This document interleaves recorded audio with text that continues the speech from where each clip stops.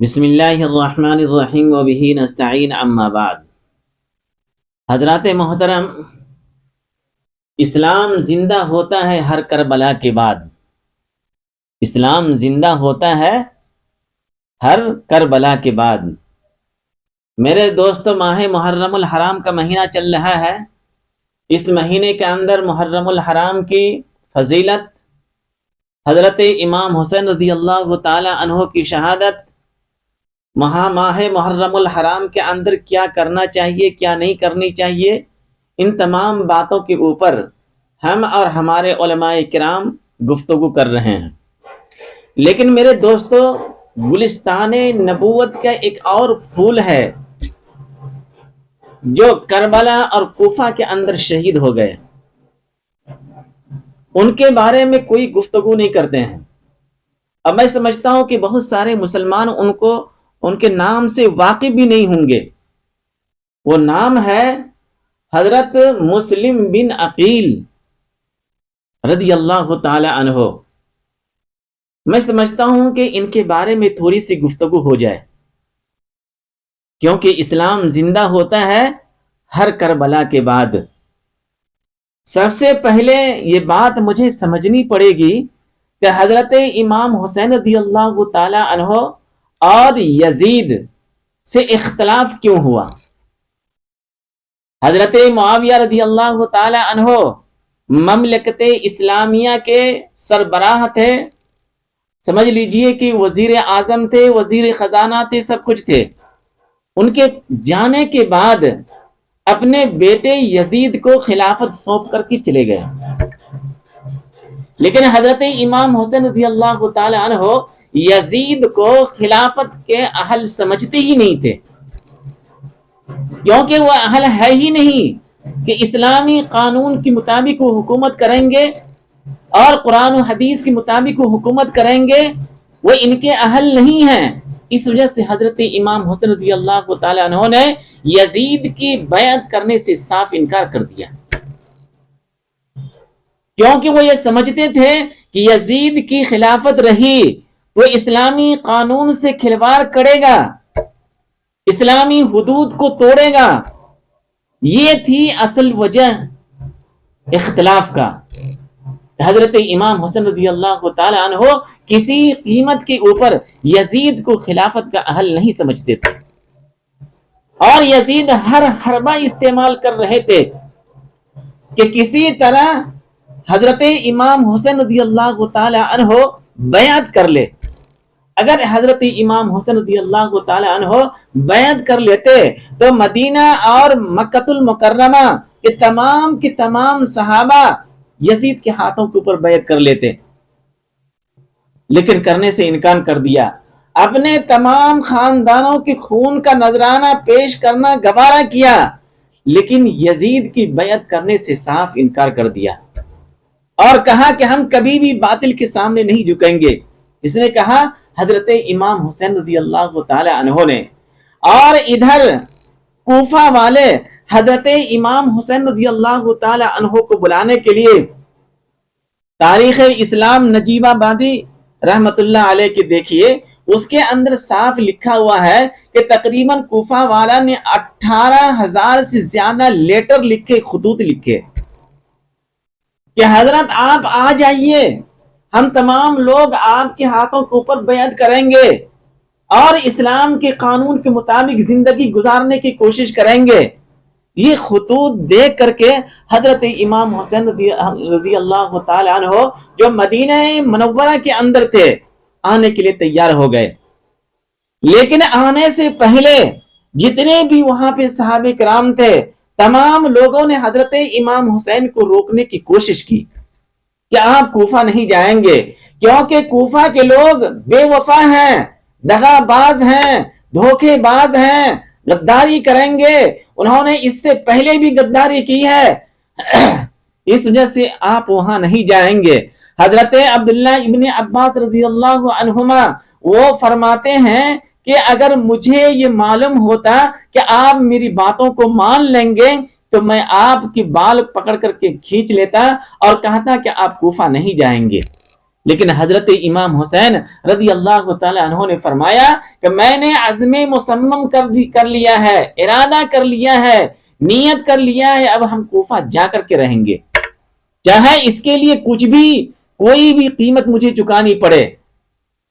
لیکن اس کے بعد صحابہ کرام نے مشورہ کیا تو حضرت امام حسین رضی اللہ تعالی عنہ نے مسلم بن عقیل رضی اللہ تعالی عنہ کو پہلے کوفہ روانہ کیا تاکہ یہ جا کر کے معلوم کریں کہ کوفہ کے حالات کیسے ہیں، حضرت امام حسین رضی اللہ تعالی عنہ کے لیے سازگار ہے یا نہیں ہے۔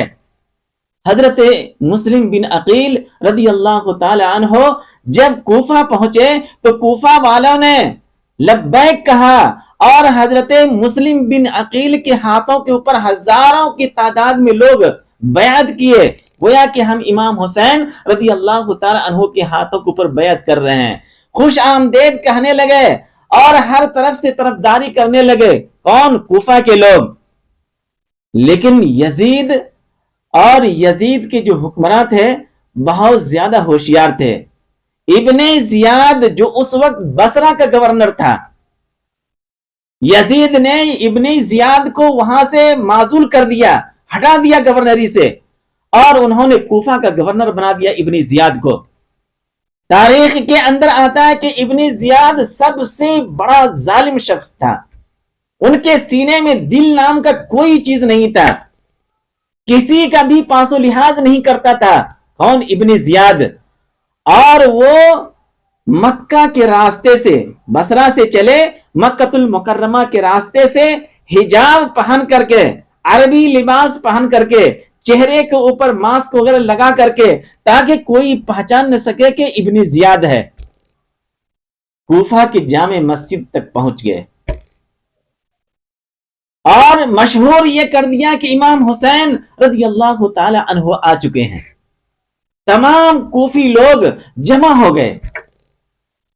تاریخ کے اندر آتا ہے جب سارے لوگ جمع ہو گئے، ابن زیاد نے اپنے چہرے کا نقاب اٹھایا، تمام لوگ جو حشاش بشاش نظر آ رہے تھے خوف و ہراس کے اندر تبدیل ہو گئے، ڈر اور خوف کا ماحول چھا گیا پورے کوفہ کے اندر جب ابن زیاد نے اپنے نقاب کو اٹھایا اور انہوں نے کہا کہ اگر کوئی شخص مسلم بن عقیل کا ساتھ دیا تو ہم اس کو بھی قتل کر دیں گے۔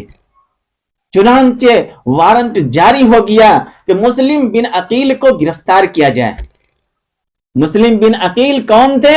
حضرت امام حسین رضی اللہ تعالی عنہ کے وکیل تھے، وہ وکالت کرنے کے لیے آئے تھے مدینہ منورہ سے کوفہ، اور آ کر کے جب معلوم ہوا تھا کہ حالات سازگار ہیں تو امام حسین رضی اللہ تعالی عنہ کو پیغام پہنچا بھی دیا تھا کہ کوفہ کے حالات سازگار ہیں، آپ آ جائیں۔ پہنچانے کے بعد یہ سارا ماجرا ہو رہا ہے، ابن زیاد نے مسلم بن عقیل رضی اللہ تعالی عنہ کو گرفتار کرنے کا حکم دے دیا۔ چنانچہ حضرت مسلم رضی اللہ تعالی عنہ کو ایک ہانی رضی اللہ تعالی عنہ ایک عورت تھی جنہوں نے ان کو پناہ دی اور کہا کہ ہم تمہاری حفاظت کریں گے، لیکن کچھ مخبری لوگ ہوتے ہیں درباروں کی، انہوں نے مخبری کی ابن زیاد تک خبر پہنچا دیا کہ ہانی کے گھر کے اندر چھپے ہوئے ہیں، ہانی نے ان کو اپنے گھر کے اندر رکھا ہے۔ صبح صبح تمام لوگ ان کے گھروں کو گھیر لیے اور ہانی رضی اللہ تعالی عنہ وہ باہر نکلی، گرفتار کیا گیا ان کو، اور ابن زیاد نے کہا کہ ابھی بھی تمہاری جان بچ سکتی ہے اگر تم مسلم کو میرے حوالے کر دو۔ ہانی نے کہا کہ ایسا کبھی بھی نہیں ہو سکتا ہے، اس طرح کے ہزاروں جانیں گلستان نبوت کے چراغ کے لیے قربان، لیکن میں تمہارے حوالے مسلم بن عقیل کو کبھی بھی نہیں کروں گا، کیونکہ مجھے معلوم ہے کہ حضرت امام حسین رضی اللہ تعالی عنہ کے وکیل بن کر کے کوفہ آئے ہیں اور کوفہ کے لوگوں نے ان کو بلایا ہے۔ اتنا کہنا تھا، جلاد کو اشارہ کیا ابن زیاد نے، اور جلاد نے ہانی رضی اللہ تعالی عنہ کا سر تن سے جدا کر دیا۔ اور جب معلوم ہوا مسلم بن عقیل رضی اللہ تعالی عنہ کو کہ میرے میزبان شہید ہو گئے، میرے میزبان شہید ہو گئے، تلوار نیام سے باہر نکالے اور میدان میں آ گئے اور لڑتے رہے، کئی دشمنان اسلام ان کی ہاتھوں سے جہنم رسید ہو گئے۔ کس کے ہاتھوں سے؟ مسلم بن عقیل رضی اللہ تعالی عنہ کے ہاتھوں سے۔ لیکن اکیلے تنہا تھے، کوئی ساتھ نہیں تھا۔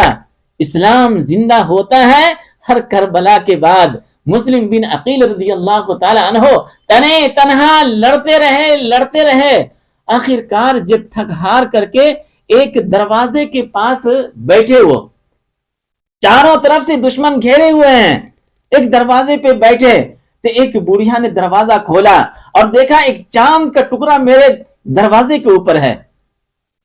فرمایا بیٹا تم کون ہو؟ کہا کہ میں غریب الدیار ہوں اور مظلوم ہوں، میرا نام مسلم بن عقیل ہے، ایک گھونٹ پانی پلا دیجئے۔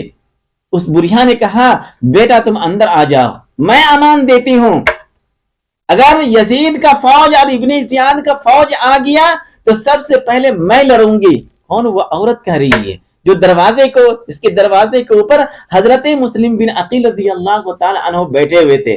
اندر لیا، پانی پلائے اور اس کے بعد جب گھیر لیے چاروں طرف سے تو مسلم بن عقیل رضی اللہ تعالیٰ عنہ نے فرمایا کہ اب اگر مجھے مرنا ہی ہے تو اس طرح مظلوم ہو کر کے نہیں مرنا ہے۔ چنانچہ دشمنوں کو للکارتے ہوئے میدان میں پھر واپس آئے اور جنگ ہوتی رہی، تیروں کی بارش ہوتی رہی۔